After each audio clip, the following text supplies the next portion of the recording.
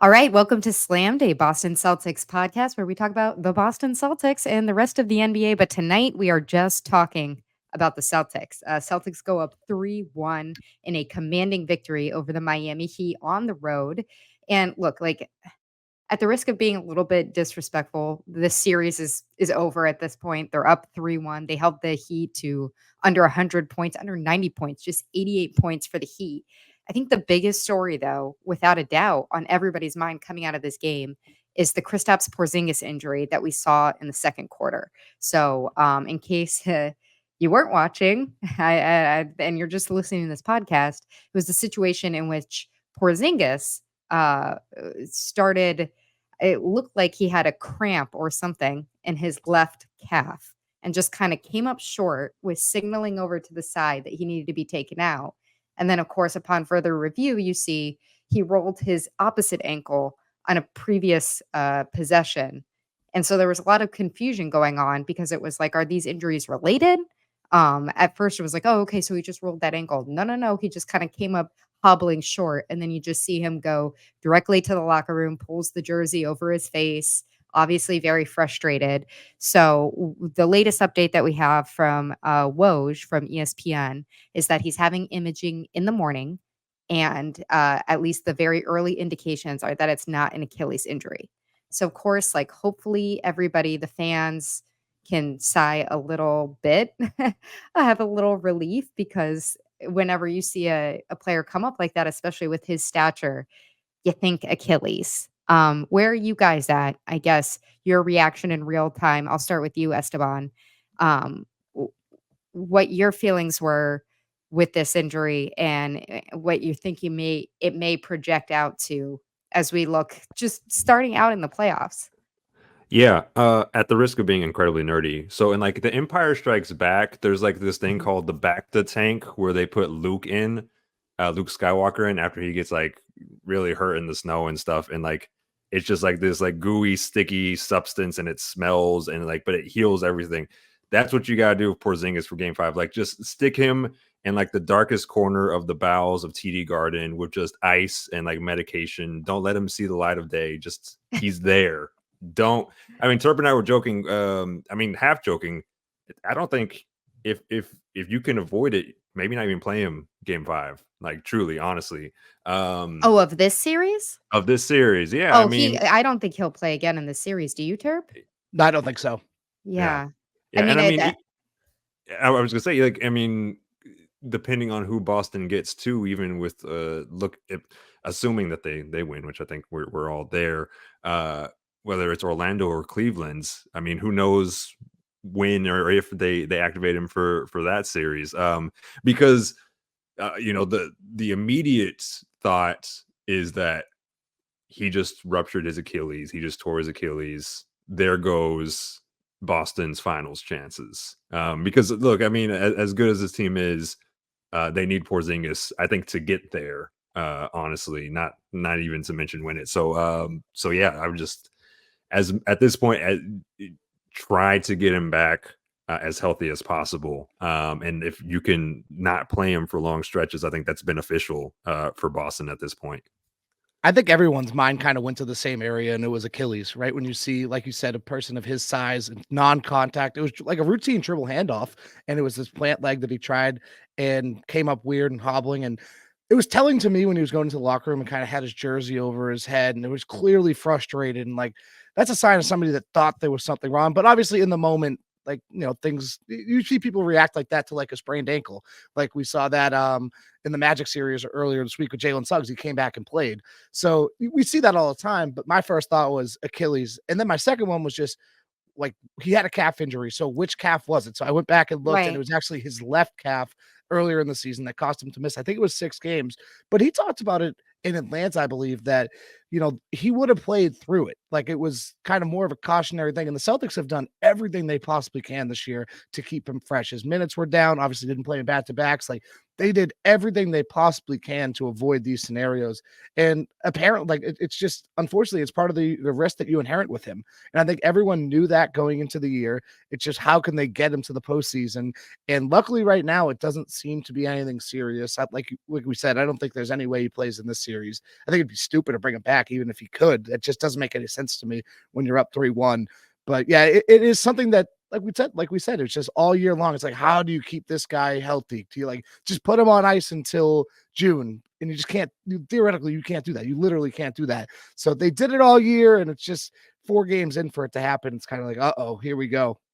Yeah, and so what we know right now is that they're saying it was calf tightness, and so we don't know if that's gonna be some kind of degree of a strain, if it's something where they say, "Hey, he's just gonna be out for a week," and basically you just shut him down for this series, or if it's something that's more prolonged. It'll be, hopefully that we certainly, like, have dodged the worst. Hopefully the Woj what Woj is getting from the medical people is indeed what is gonna be found in the imaging. Maybe the imaging is just kind of precautionary to see, okay, how close is this or how dangerous is this for him to play? I don't know. I'm not a doctor. All of Yeah. it to say, like, they're in an interesting position though, because now you see, for example, tonight, in a way, you are so spoiled because you have Al Horford, who at his age is playing like someone 6 years younger on most nights. On most nights. And tonight he played over 30 minutes and jumps right in there and I think filled the role as best as he could. But if you're talking about, okay, like how do we stagger, if you're the Celtics staff and you're saying, how do we stagger out some of Porzingis's minutes, or even if it's a matter of, okay, we're going to slowly bring him back if it is something with the calf, then you're looking at this balancing act with Al Horford. Because depending on who you're seeing over the next several weeks, it's like, you're just probably not in a position where you wanna roll out Luke Kornet for serious minutes or anyone lower on the depth chart for serious minutes. And so then it's looking at, okay, what do we do with the 37-year-old Al Horford?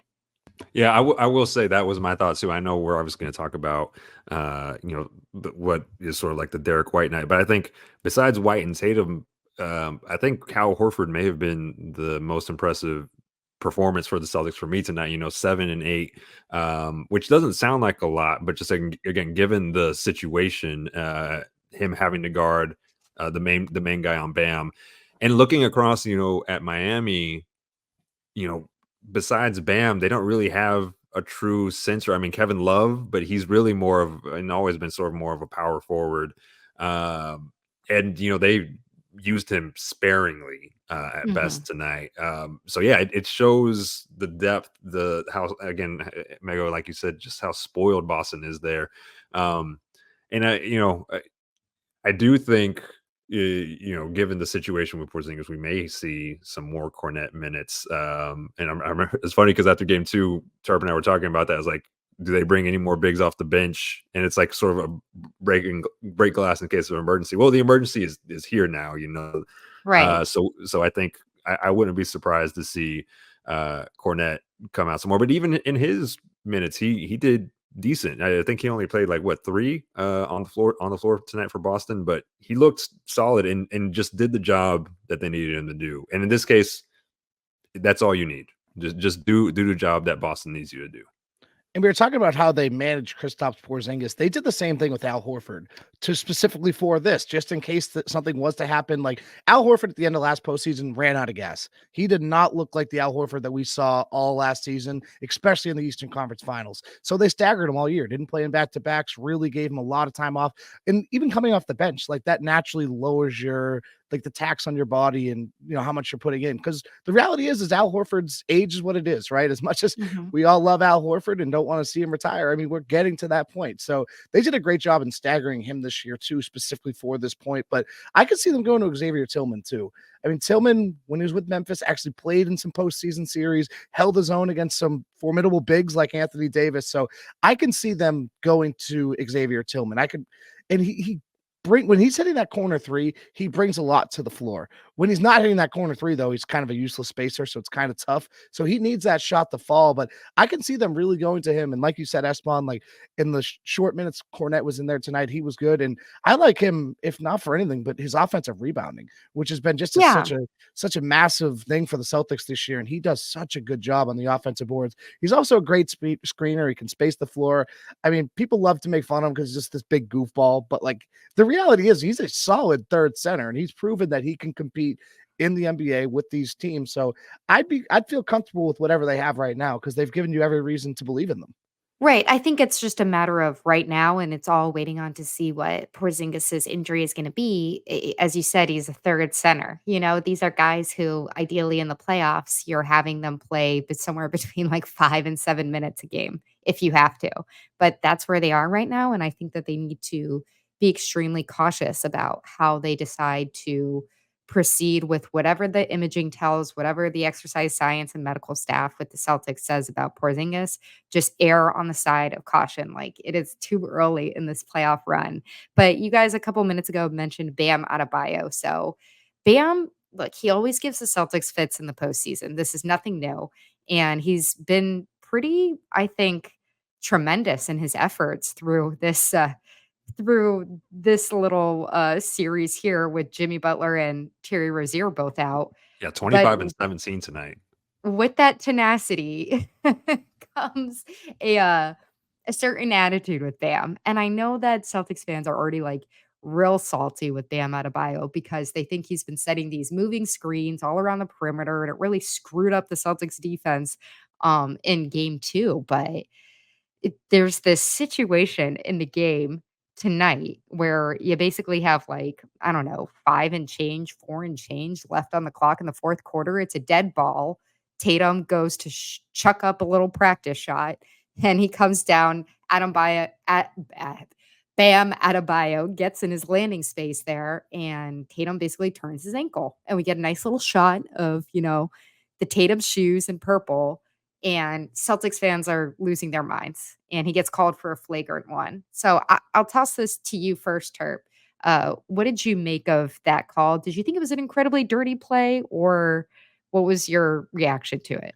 I did think it was a dirty play. I mean, I thought he was just trying to contest it, though. I don't think it was anything like really out of the ordinary. You see it all the time, but very rarely do you see a player get hurt on those contests. It doesn't happen. So it's kind of something you don't see, but I can see why people did think it was a dirty play just because of how Bam has been playing this whole series with this physicality. He really does walk the line. But I thought that was kind of unnecessary where you have this landing spot rule into place for a reason, and you violated on a like a practice shot. Like, although let's be clear, the reason is James Harden. Yes, that's exactly it. Yeah, exactly. The reason is not the defenders like Bam Adebayo. Yeah, no, it is James Harden. That's a good point. But I could see why people were saying like it was a dirty play, but I don't think Bam's a dirty player. I think he is just a physical player. And I think there's also this thing when we're talking He's about an edgy Miami. player. He is. He walks that line, Yeah. and he does a good job with that. And I don't think physicality is a bad thing in today's NBA. But obviously, when you're talking about one of the faces of the NBA and the best player on the court for the Celtics, and he's rolling his ankle on a meaningless shot, like, yeah, there's going to be some heads turned. But it also comes back to like the Heat culture, right? Everyone here loves to make fun of that. And it's the second time that this has happened in the series where Correct. Tatum is at the receiving end of some kind of weirdo physical play. There was Caleb Martin at the very end of game 1, and it's like, right. Why are you guys doing this at the very end of the game? That's a bad reputation to have though, if you're Miami, right? And like I know like Heat like they also do it to themselves, like throwing Heat culture on a jersey. Like, come on, that's ridiculous. Like, what are we doing? So like they just kind of buy into a little bit too much. But I do think like kind of this the feeling around what the Miami Heat are and how they play. I think that played into it. But that, don't get me wrong, that's a completely unnecessary play. Like you see guys contest those shots, but you don't go all in on that and like approach a player like that. So I didn't like it, but I don't think it was necessarily dirty. Like I don't think Bam's purposely trying to hurt him. I guess is my main point. Yeah, and I rewatched it a couple of times. Like the difficult thing is that like Bam went from not guarding anything at all to Tatum's gonna take the shot. So now Bam like stretches out and like basically jumps forward, and that momentum is what puts him in his space. It's not like someone like the Bad Boys Pistons like intentionally sticking their foot out under Larry Bird or something like that. It's not that bad, but I understand why they would call it a flagrant given the situation. It's unfortunate. I guess there, I wonder if we can like maybe call the emergency rooms and see how many like ambulances were called after Porzingis gets hurt, and maybe Tatum's rolls his ankle. Like how many people in Boston just lost their minds tonight? Luckily, as far as we know, Tatum is fine, and he played out the rest of the game. But yeah, I mean, that's also just the playoffs. The playoffs are inherently more Right. physical. And So I didn't make too much of it. I would say, like, I don't think it was a dirty play as much. This is just my personal opinion. As much as I just thought it was a stupid play, Right. like I looked at that, I'm like, I don't think really that there's ill intent there from Bam Adebayo, but it was so stupid. Like the whole situation on a dead ball was so stupid that then Bam Adebayo being heated for the rest of the game and still running his mouth, walking back to the bench after the game is over. I'm like, yeah, but it was really stupid. And here's the only other thing that I'll say about it. Like, first of all, you don't do that to the star of the other team. And Adebayo's been in the league way long enough to know that. But the other part of it is I just don't think that Celtics fans have a whole um sorry, as we think about Porzingis, they don't have a leg to stand on when Too soon. when their coach is out there, get contesting shots earlier in the season and encouraging everybody else to do that when somebody's, practicing shots. So I'm sorry. Like, as I said, I agree. I think it's stupid of Bam, but I also don't think that you get to like, hey, you can do whatever you want on social media and in the arena when the Heat come back here Wednesday night, but you're gonna look like a crybaby because your coach pretty much did the same thing forever.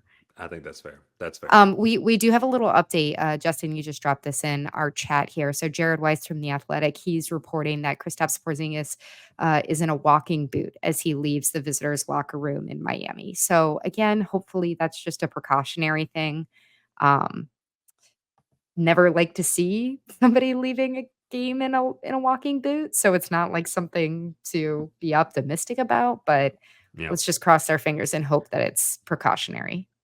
I'm at the risk of sounding very stupid, but I know I have no medical field background whatsoever. So when people go, like, I know when players Dr. go back and Turpin. no, not at all. When people go back and like fly whenever they suffer an injury, I think it's more involving sprains. It kind of there's the risk of it swelling up. You get With a this, like, swankle. would Yeah. this have any impact? The travel have any impact on this? I'm sure that Tendon? they just wanna stabilize whatever's going on down there as he's Yeah, walking. probably. Um, Yeah. Put him in the iron lung. Put him in the iron lung. just wheel him onto the plane. Yeah. Yeah.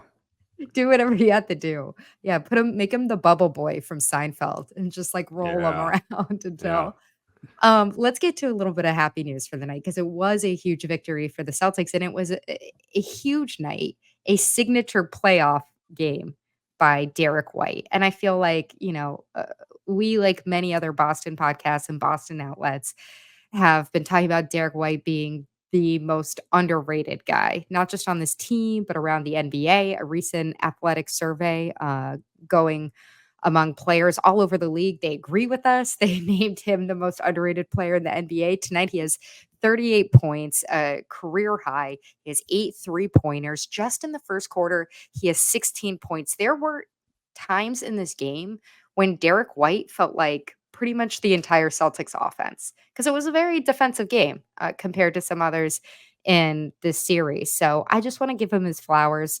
Wondering what you guys make of what was so different for him tonight. We saw Tatum getting triple teamed, especially for much of the first half. And so if that opened up a little bit of space for him and some of the pace and space that he can play with. So I'll start with you, Esteban. I don't know if anything was different. It's just he was hot. Like 8 of 15 Yeah. from 3 is it's funny because we were talking like in game 2 where Miami was like, wow, that was an incredible shooting performance. Derrick White just got all with whatever the secret sauce they were drinking before that game. He got the recipe for that and just started hitting. I mean, as about as good of a performance as you can ask. Obviously, a career high. I think he had like the back-to-back dunks in the third quarter where he was fouled basically both times. I mean, like that's like our show is called Slammed, and that was the slammed that was the namesake.